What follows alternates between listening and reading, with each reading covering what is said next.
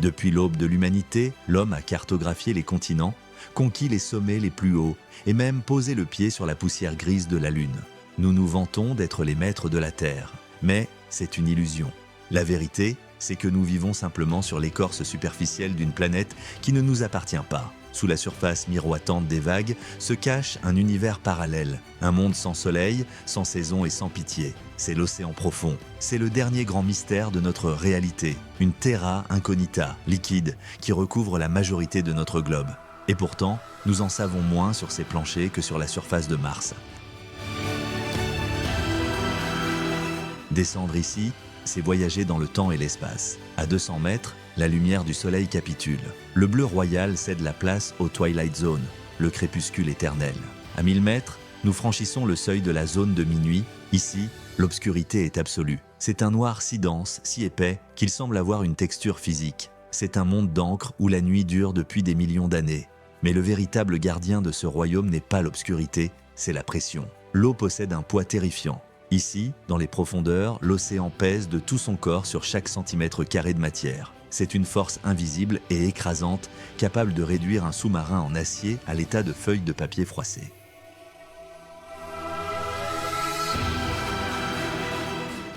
La pression ici est telle qu'elle modifierait la chimie même de votre sang, transformant vos fluides corporels en poison et broyant vos os en poussière. Pour un être humain, c'est un environnement plus hostile que le vide spatial. Et pourtant, dans ce vide glacé, la vie foisonne. Ce n'est pas la vie telle que nous la connaissons sous le soleil, c'est une biologie de l'impossible. Dans cet enfer liquide, l'évolution a sculpté des créatures qui défient l'imagination. Ce sont des monstres de résilience, des architectes de la lumière et des géants silencieux. Certains n'ont pas Dieu, naviguant grâce aux vibrations de l'eau. D'autres créent leur propre lumière, utilisant la chimie pour allumer des étoiles dans les ténèbres afin d'attirer leur proie.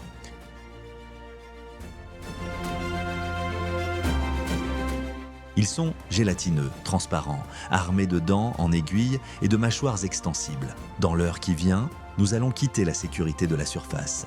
Nous allons plonger là où la lumière n'ose pas aller.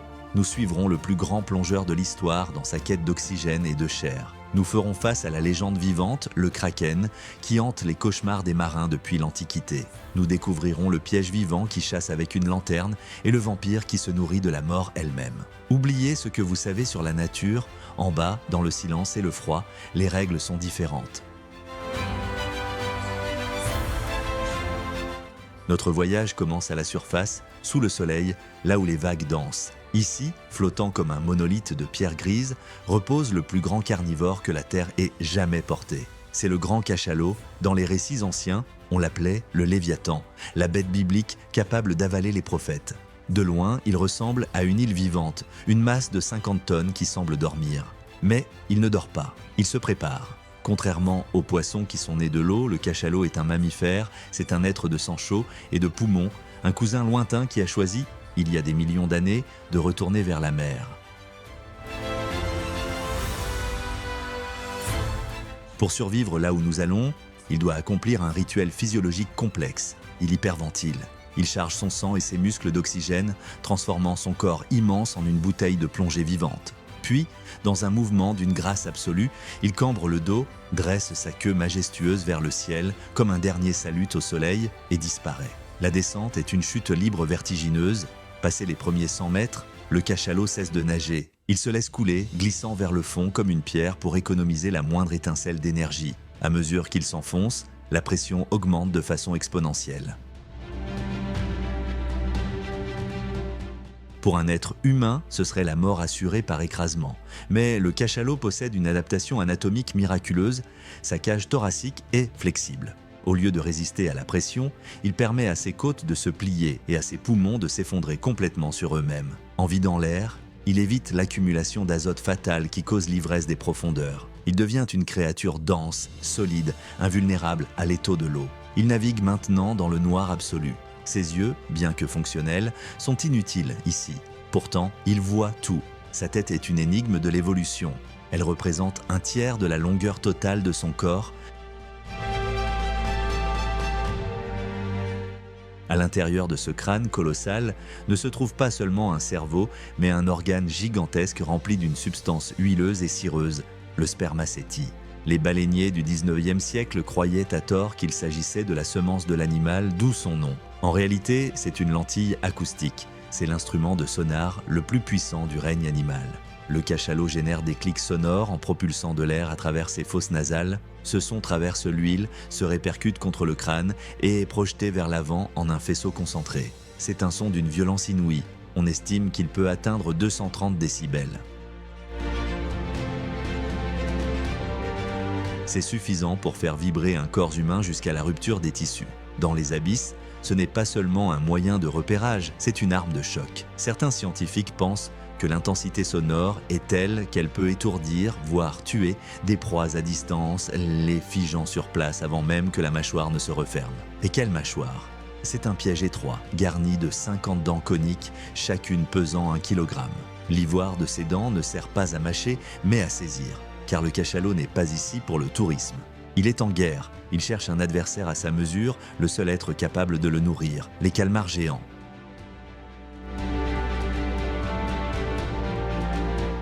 C'est un duel qui se joue dans les ténèbres depuis la nuit des temps. Nous n'en voyons jamais le déroulement direct, mais nous en lisons l'histoire sur la peau du cachalot. Regardez son visage, il est couvert de cicatrices circulaires, des marques blanches qui ressemblent à des cratères sur une lune sombre. Ce sont les traces des ventouses dentelées du calmar, laissées lors de combats désespérés à 1000 mètres de profondeur. Chaque cicatrice raconte une victoire, chaque marque est la preuve que le Léviathan a plongé en enfer et est revenu. Finalement, après 1 heure ou 2 dans les abysses, l'oxygène s'épuise. La biologie rappelle le monstre à l'ordre.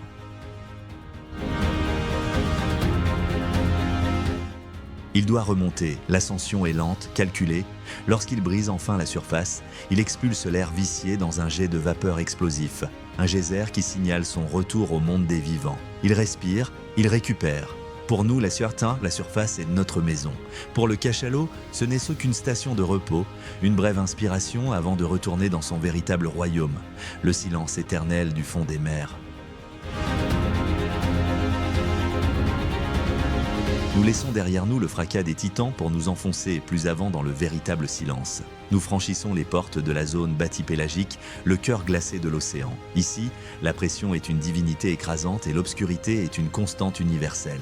Dans ce néant où l'idée même de la vue semble superflue, une étoile apparaît. C'est une lueur faible, vacillante, d'un bleu-vert hypnotique qui brise la monotonie de la nuit éternelle. Dans un monde privé de soleil, cette lumière est une promesse. Elle attire les petits poissons, les crevettes égarées, tous fascinés par ce fanal inespéré dans le désert liquide. Mais cette étoile est un mensonge. C'est le chant des sirènes des abysses. Bienvenue dans le monde de la baudroie abyssale. Cette créature n'est pas un chasseur qui poursuit sa proie. C'est une patience incarnée, un piège vivant qui attend que le destin lui apporte son repas. Toute son existence tourne autour de son ilicium. Une tige osseuse modifiée, issue de sa nageoire dorsale s'inquippant devant sa gueule comme une canne à pêche macabre. À son extrémité se trouve l'esca, le leurre lumineux. Mais la baudroie ne crée pas cette lumière elle-même. Elle est l'hôte d'un secret. Dans la coupe transparente de son leurre vit une colonie de bactéries bioluminescentes. Le poisson leur fournit un abri sûr et des nutriments, et en échange, elles brillent pour lui.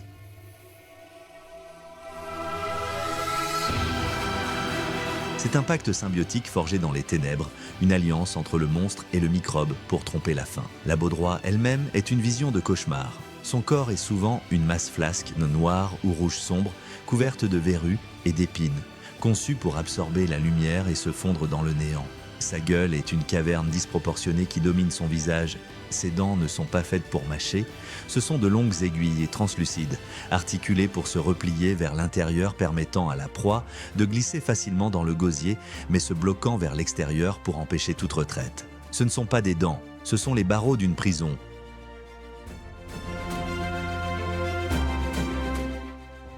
Lorsque la victime, hypnotisée, s'approche trop près de la lumière interdite, la baudroie n'attaque pas. Elle aspire. Elle dilate sa cavité buccale en une fraction de seconde, créant un vide violent qui engloutit l'eau et la proie avant même qu'elle ne réalise le danger. La lumière s'éteint et le piège se referme. Cependant, l'aspect le plus fascinant et le plus tragique de la baudroie n'est pas sa chasse, mais sa quête d'amour. C'est ici que la biologie des profondeurs atteint un sommet de désespoir poétique. Pendant des décennies, les scientifiques n'ont trouvé que des femelles énormes et monstrueuses. Ils cherchaient les mâles en vain. Ils ont fini par découvrir que les mâles appartiennent à un monde différent. Ils sont minuscules, parfois 100 fois plus petits que la femelle, dépourvus de leurre, dotés d'yeux immenses et de narines surdéveloppées. Ils naissent avec une seule mission, un unique impératif qui les consume: trouver une partenaire dans l'immensité vide de l'abysse. C'est une quête d'une solitude inimaginable. Le petit mâle suit une trace infinitésimale de phéromones, un fil d'Ariane chimique dans le noir. Lorsqu'il trouve enfin la géante, il ne la courtise pas. Il la mord, il plante ses dents crochues dans son flanc, s'accrochant à elle comme un naufragé à une bouée.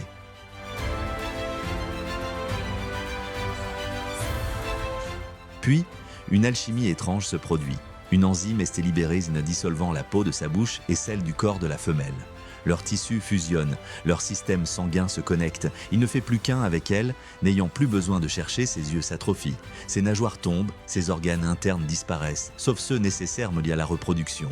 Il devient une partie d'elle, un appendice vivant, nourri par son sang, attendant le moment de féconder ses œufs.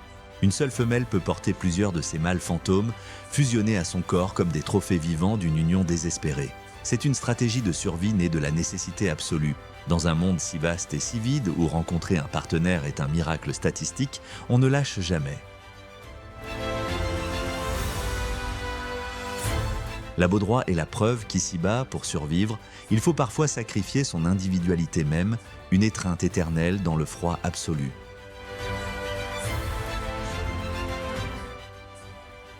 En poursuivant notre chute vers le fond, nous traversons une frontière invisible et mortelle. C'est la zone de minimum d'oxygène. Ici, l'océan semble retenir son souffle.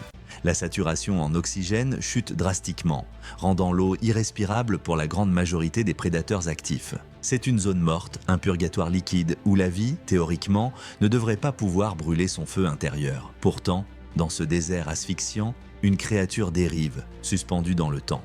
Son nom scientifique sonne comme une malédiction, Vampirotetis infernalis, littéralement le calmar vampire de l'enfer. Mais ce nom est une calomnie. Ce n'est pas un monstre assoiffé de sang, ni un démon agressif.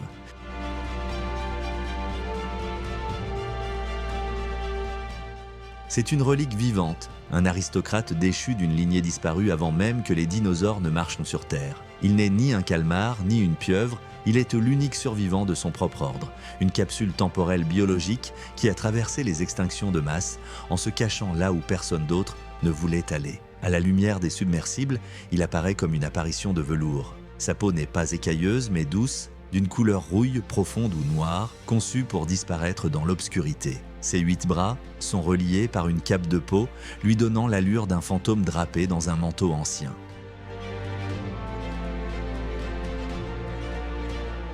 Mais ce qui captive l'âme, ce sont ses yeux. Ce sont des saphirs vivants. Proportionnellement à son corps, il possède les plus grands yeux du règne animal. Ils sont d'un bleu de glace, limpide et mélancolique, grands ouverts pour capturer les rares photons qui filtrent toute la bioluminescence lointaine.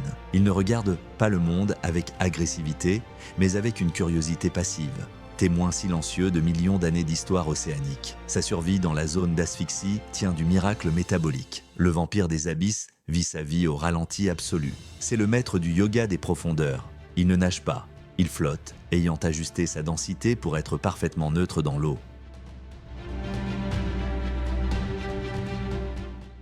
Son sang bleu est surchargé d'hémocyanine, capable d'extraire la moindre molécule d'oxygène disponible. Il est à la frontière entre la vie et la stase, une existence d'économie pure où chaque mouvement est calculé. Contrairement à son nom effrayant, il est totalement inoffensif. C'est un pacifiste.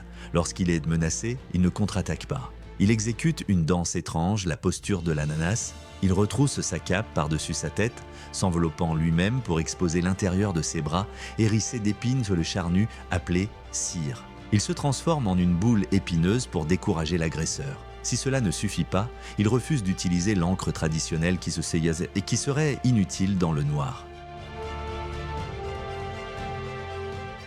À la place, il vomit de la lumière. Il expulse un nuage de mucus bioluminescent, une constellation de particules brillantes qui flottent dans l'eau. Pendant que le prédateur est distrait par ce feu d'artifice silencieux, le vampire éteint ses propres lumières, ses photophores, et glisse dans l'ombre, devenant invisible. C'est un magicien qui disparaît dans un nuage d'étoiles. Son régime alimentaire est l'aspect le plus humble de son existence. Le vampire ne suce pas le sang. Il est le nettoyeur du monde. Il déploie de longs filaments rétractables, fins comme des cheveux, qui flottent dans le courant comme des toiles d'araignée. Avec eux, il capture la neige marine. C'est une pluie incessante de débris qui tombent de la surface. Cadavres de plancton, restes de repas des requins, poussière organique. Il mange les déchets du monde d'en haut. Il recycle la mort pour maintenir sa propre vie fragile. Il est le jardinier de l'abysse, une créature douce et incomprise qui a trouvé la sécurité dans l'isolement. Il nous rappelle que dans les profondeurs, l'apparence est trompeuse. Celui que nous avons nommé vampire est en réalité un moine silencieux, méditant dans le noir, survivant éternel d'un monde oublié. Nous atteignons le plancher de notre descente.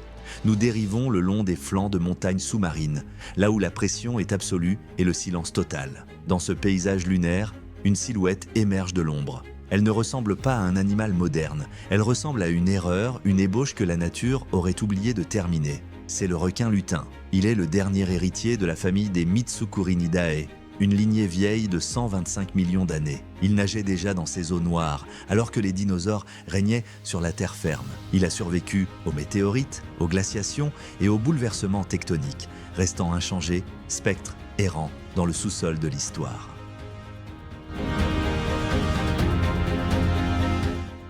Son apparence est dérangeante pour l'œil humain. Sa peau n'a pas l'éclat gris et cuirassé des requins de surface. Elle est rose, flasque et translucide. Ce n'est pas un pigment, c'est la couleur de sa chair à vif. Sa peau est si fine que l'on voit le sang oxygéné circuler dans ses capillaires. Il semble avoir été écorché. Une créature de viande crue dérivant dans le courant, le corps mou comme un sachet plastique abandonné. Mais c'est son visage qui hante les esprits. Une longue lame plate, le rostre, dépasse de son front comme une lance médiévale. Ce n'est pas une arme mais un scanner de haute technologie. Ce nez aplati est tapissé d'ampoules de Lorenzini, des capteurs capables de détecter les champs électriques infimes.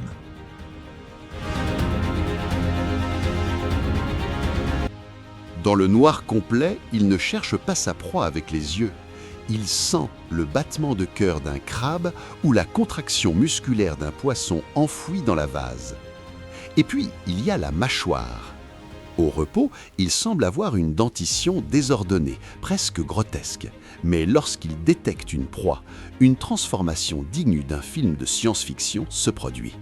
Le requin lutin possède une mâchoire catapultée. Ses dents ne sont pas fixées rigidement à son crâne. Elles sont montées sur des ligaments élastiques sous haute tension. En une fraction de seconde, il peut projeter sa bouche entière hors de son visage, allongeant son museau de près de 10% de la longueur de son corps. C'est une attaque balistique. Imaginez un homme dont la bouche pourrait jaillir au bout de son bras pour saisir une pomme. C'est ce que fait ce requin. Ses dents ne sont pas faites pour couper, mais pour empaler. Ce sont de longues aiguilles tordues, semblables à des clous rouillés, conçues pour agir comme une cage de harpon. Une fois la proie transpercée, la mâchoire se rétracte, traînant la victime vers l'abîme de sa gorge. Le requin lutin est lent. Il est mou. Il semble faible. Mais il est le maître de la surprise. Il est la preuve que dans les abysses, l'évolution ne se soucie pas de la beauté. Elle ne se soucie que de l'efficacité. Et rien n'est plus efficace qu'un fantôme rose armé d'une fronde à la place de la bouche, survivant depuis l'aube des temps. Alors que nous quittons la pression écrasante pour retrouver le toit scintillant de notre monde, une vérité s'impose à nous. Nous avons passé des siècles à regarder vers le haut, scrutant les étoiles à la recherche d'une vie extraterrestre, nous demandant si nous étions seuls dans l'univers. Mais nous regardions dans la mauvaise direction. Les extraterrestres sont ici. Ils sont là depuis toujours, nageant sous les quilles de nos navires, vivant dans une dimension parallèle d'ombre et de glace. L'océan profond n'est pas juste un habitat, c'est une autre planète contenue au sein de la nôtre. C'est un lieu où la vie a emprunté un chemin sombre et tortueux, forgeant des créatures qui défient notre compréhension. Nous avons plongé avec le cachalot, le Léviathan, qui ose descendre en enfer pour chasser. Nous avons croisé le regard du calmar géant, le mythe vivant aux yeux grands comme des lunes. Nous avons été hypnotisés par la Baudroie, l'étoile mensongère qui piège les âmes perdues. Nous avons dérivé avec le vampire des abysses, le sage solitaire qui nettoie les souvenirs du monde. Et nous avons fait face au requin lutin, le fossile vivant au visage impossible. Ces monstres ne sont pas des cauchemars, ce sont des chefs-d'œuvre de survie. Ils prospèrent là où nous serions anéantis en une seconde. Ils nous rappellent que la Terre ne nous appartient pas.